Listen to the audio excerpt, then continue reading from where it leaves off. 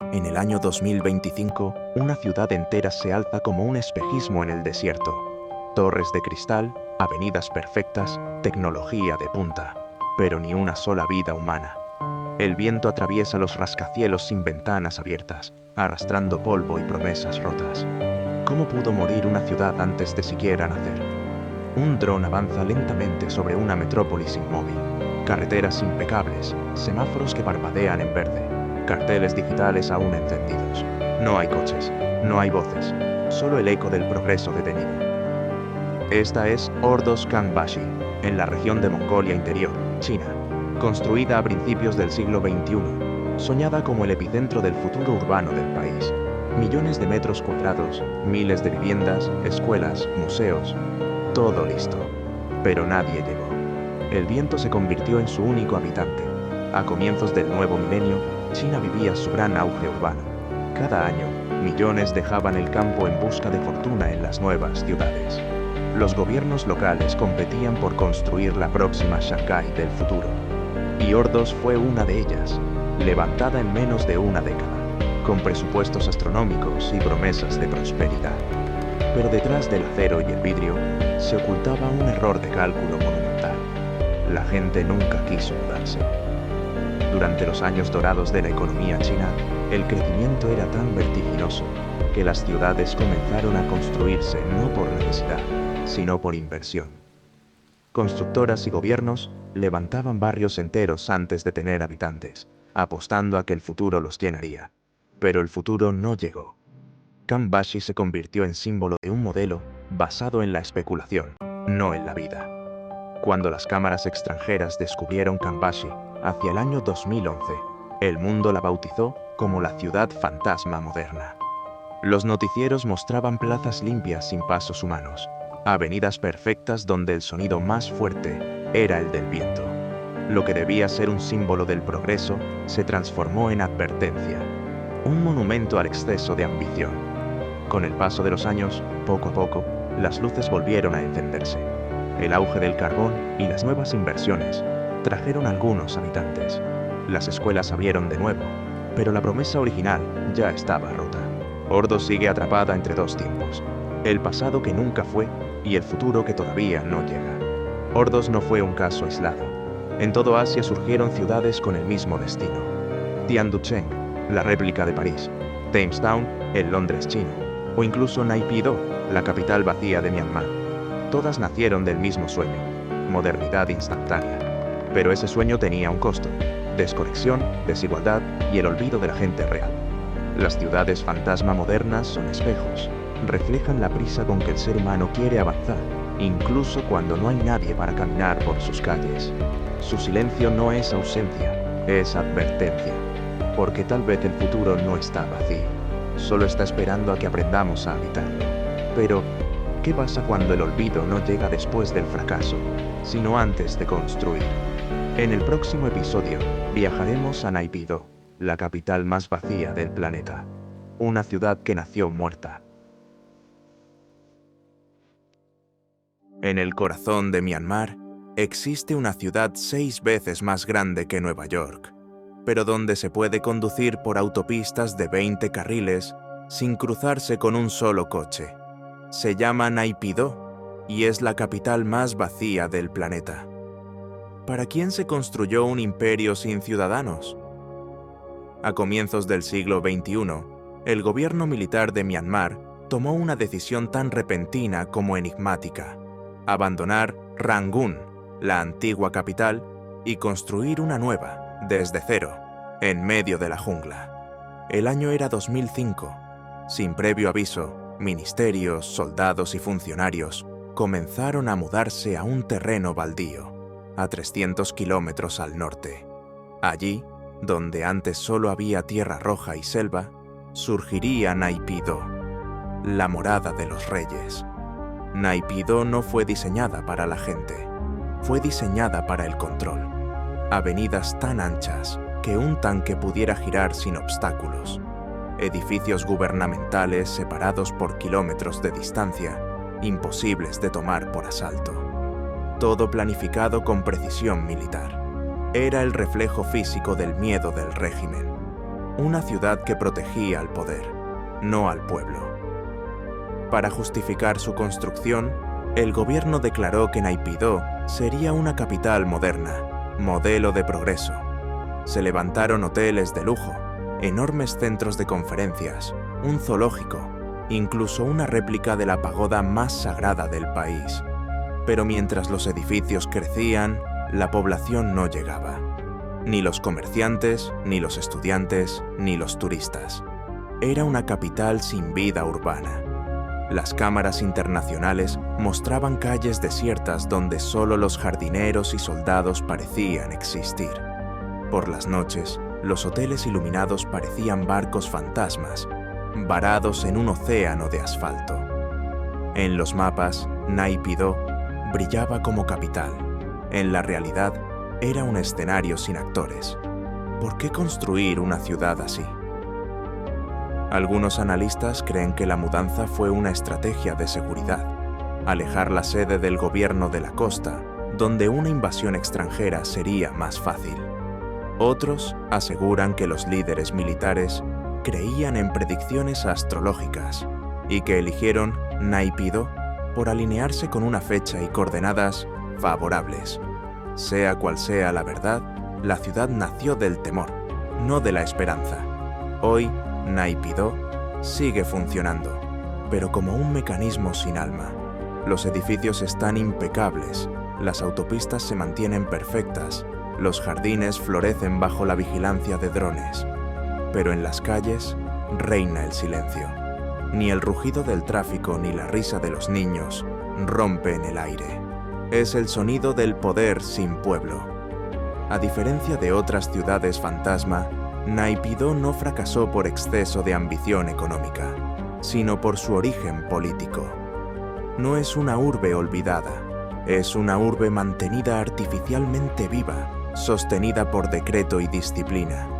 Su belleza fría es un espejo de un país dividido entre tradición y aislamiento, y su vacío, un recordatorio de que el miedo también construye ciudades.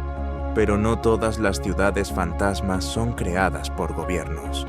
Algunas nacen del fuego y del petróleo.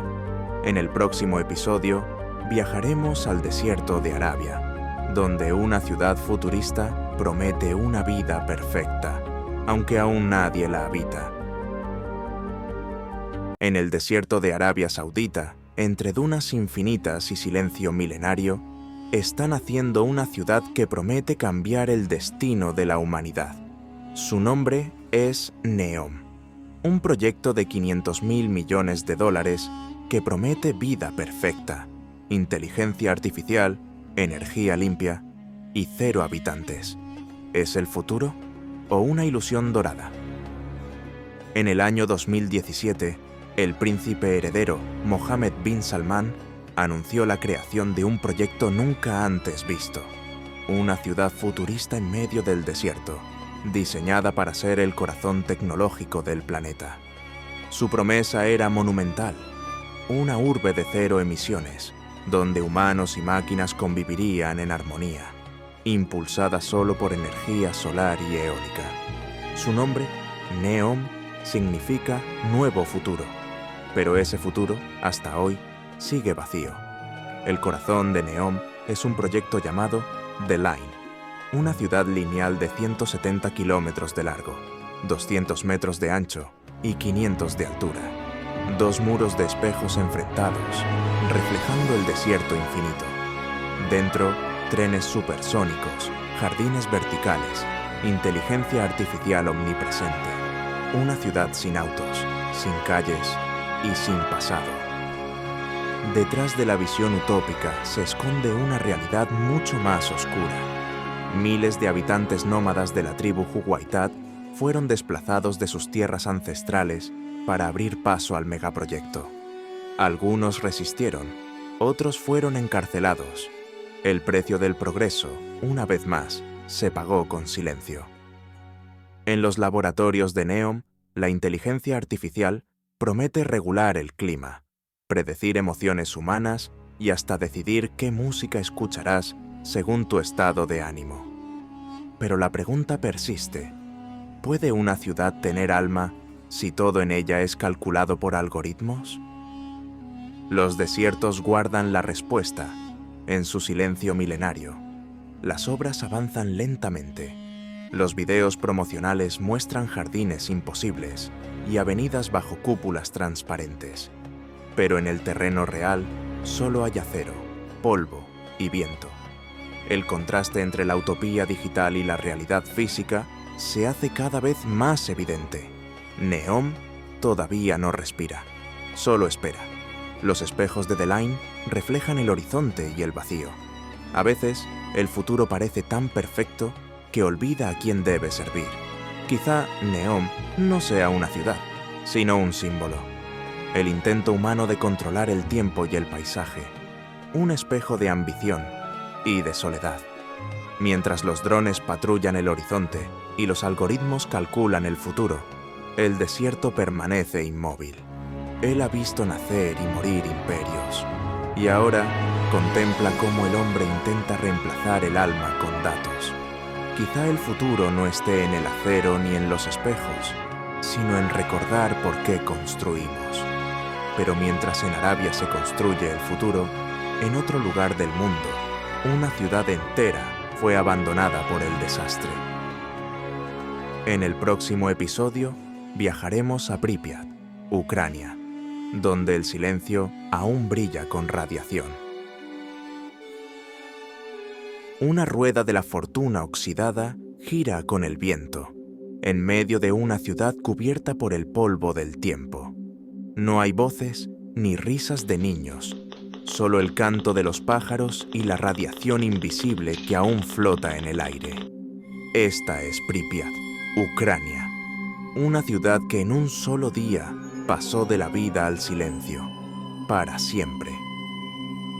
En la mañana del 26 de abril de 1986, Pripyat despertó como cualquier otra ciudad soviética. Los obreros se preparaban para el turno en la planta nuclear de Chernóbil. Los niños caminaban a la escuela. Las tiendas abrían. A solo 3 kilómetros, el reactor número 4 rugía en silencio, al borde del colapso. Nadie sabía que ese amanecer sería el último de su historia. A la 1:23 de la madrugada, una explosión sacudió el cielo. El reactor estalló, lanzando toneladas de grafito ardiente y radiación al aire. El cielo se tiñó de un resplandor azul. En cuestión de segundos, el futuro de Pripyat se volvió polvo radiactivo. Durante 36 horas, Pripyat siguió funcionando como si nada. Las familias paseaban, los niños jugaban al aire libre, sin saber que el aire mismo era veneno. Los niveles de radiación eran 100.000 veces superiores a lo normal, pero nadie fue advertido. La ciudad vivía su último acto, en completa ignorancia. El 27 de abril, las autoridades ordenaron la evacuación. Más de 50.000 personas subieron a autobuses, creyendo que regresarían en 3 días. Nunca volvieron. Las tazas quedaron en las mesas, los juguetes en los pisos, los relojes marcando la hora exacta del abandono. Décadas después, la naturaleza tomó el control. Los árboles crecieron en medio de los bulevares. Los ciervos pastan donde antes jugaban los niños. Y el viento sopla entre los edificios como un suspiro eterno. Pripyat dejó de ser ciudad para convertirse en bosque, un santuario y una advertencia al mismo tiempo. En el parque central, la noria oxidada nunca giró para su inauguración. Era el símbolo de una juventud que jamás tuvo su verano. Hoy, su estructura permanece intacta, como si el tiempo también temiera moverse dentro de los límites de Pripyat. El desastre de Chernóbil no solo destruyó una ciudad, cambió para siempre la relación del ser humano con la energía, el poder y la confianza. Pripyat sigue allí, congelada en un instante eterno, recordándonos que incluso la tecnología más brillante puede volverse sombra. Una ciudad envenenada por el tiempo y por la ambición, Pero no todas las ciudades mueren por accidente. Algunas se desangran lentamente, consumidas por el olvido económico y el éxodo humano.